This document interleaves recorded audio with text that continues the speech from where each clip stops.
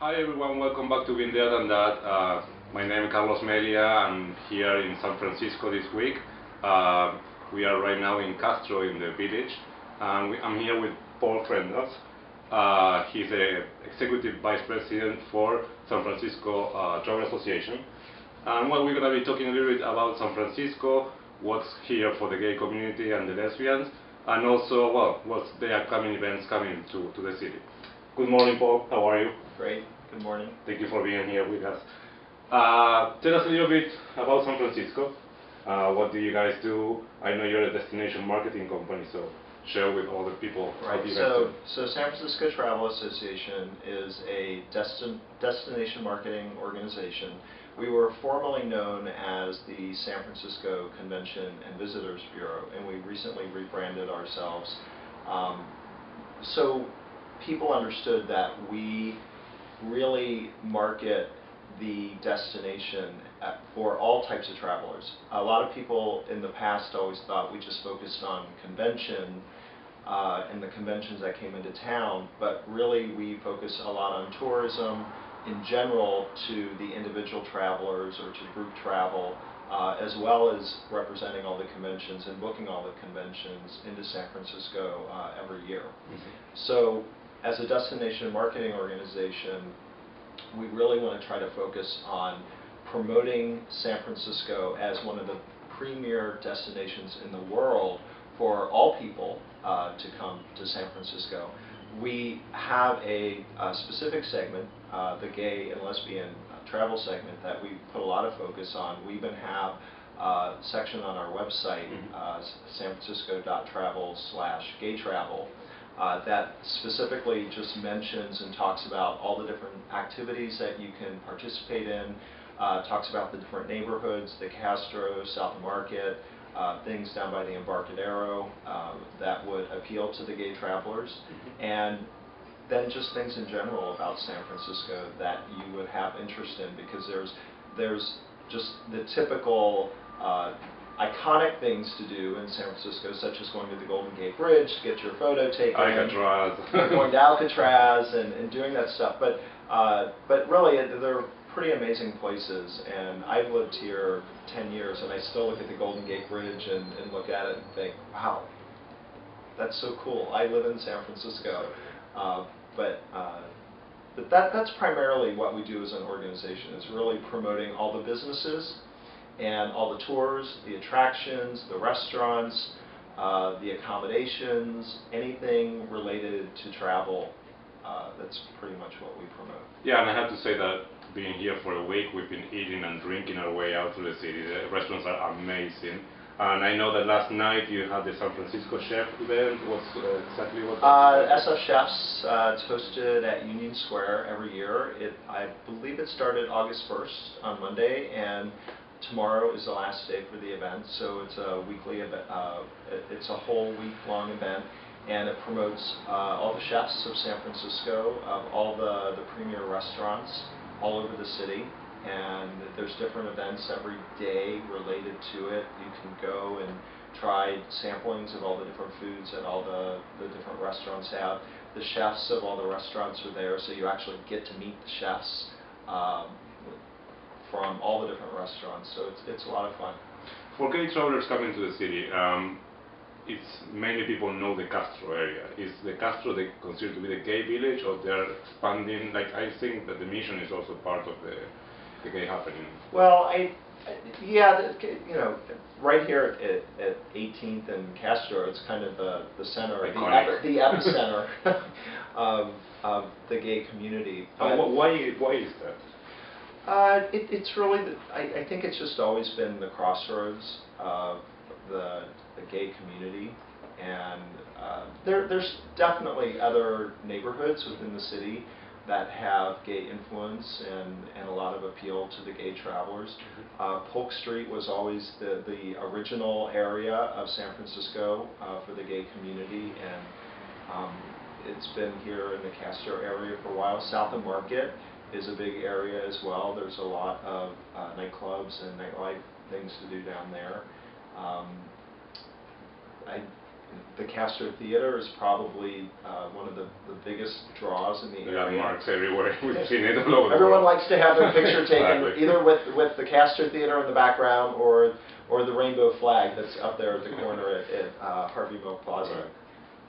Right. What's the upcoming events coming to the city? What can people expect? The one that's coming up in September is Folsom Street Fair. People come from all over the world. There's typically about 400 to 500,000 people that come in for the event. The city sells out. It's the last weekend of September every year, and it's an opportunity for a lot of people to express their appreciation for leather and and being free and open. And it's interesting to see a lot of people walking around with not much clothing on. So if you like eye candy, that's always kind of fun to see. Exactly. But it's a great event, and a lot of people. It brings a lot of people together for gay travelers especially. Okay. And that's again on September. That's the last weekend of September, and it's that same weekend every year.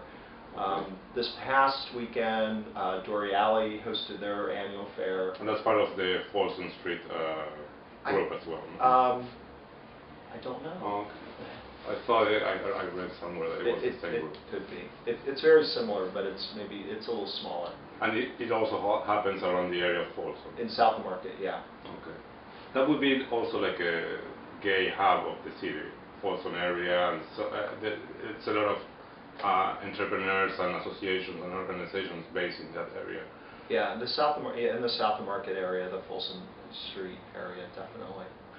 We've been also going around the museums and the different attractions, the Alcatraz Island, looking at the cable cars, which are the landmark of the city as well. And I have to say that the museum offer that it has in the Golden Gate Park and different areas of the city was amazing. Right. So it's very interesting. So another thing that people can come and check out. Absolutely. For example, the De Young Museum is hosting the Picasso exhibit through the end of October. Right across from the De Young Museum is the California Academy of Science. Just a spectacular venue for showcasing all the different things about natural science, history, and all that type of stuff. And there's the MoMA, the Modern Museum of Art. There's the new Contemporary Jewish Museum.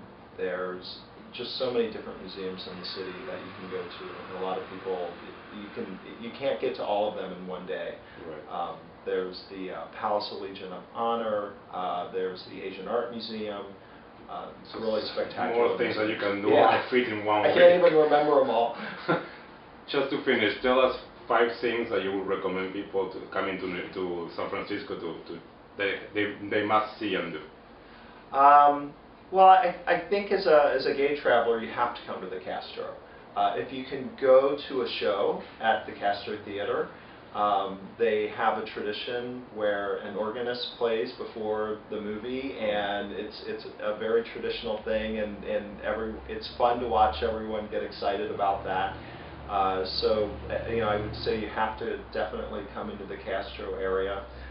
The typical things to do, and I say typical, but they're very exciting to do, is definitely going to the Golden Gate Bridge, definitely going to Alcatraz.